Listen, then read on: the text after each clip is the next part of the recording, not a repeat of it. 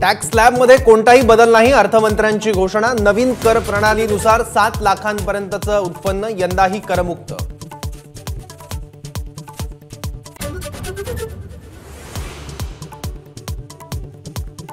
भारताला 2047 पर्यंत विकसित देश करण्याचं सरकारचं लक्ष्य। अर्थमंत्री निर्मला सीतारामन यांची घोषणा।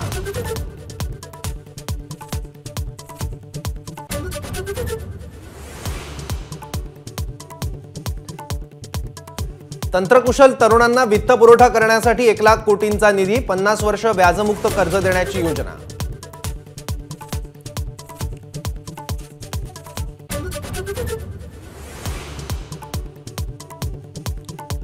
देशातील 1 कोटी लखपती दीदी बनल्या। अर्थमंत्र्यांची माहिती। तर आगामी वर्षात 2 कोटी लखपती दीदी बनवण्याचं उद्दिष्ट।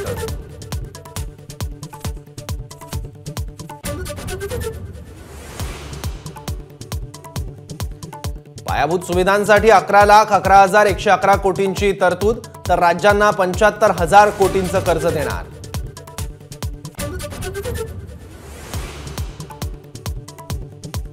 « 40,000 सामान्य बोगी वंदे भारतमध्ये परिवर्तित करणार। अर्थमंत्री सीतारामन यांची घोषणा। विमानतळांची संख्या 149 पर्यंत नेणार।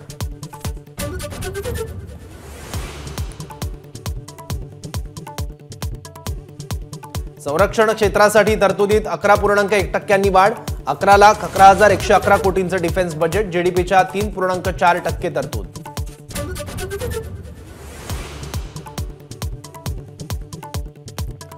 दोन दिवसीय रायगड जनसंवाद दौऱ्यासाठी उद्धव ठाकरे रवाना।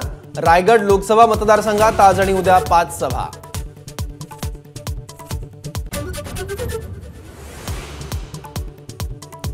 आमदार रोहित पवारांची आज पुन्हा ईडी चौकशी। ईडी कार्यालयाकडे रवाना, तर शरद पवार गटाकडून सर्व शासकीय कार्यालयासमोर घंटानाद।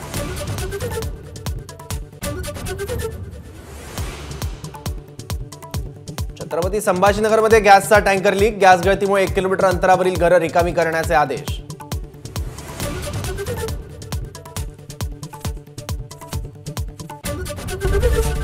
एबीपी माझा, उघडा डोळे बघा नीट।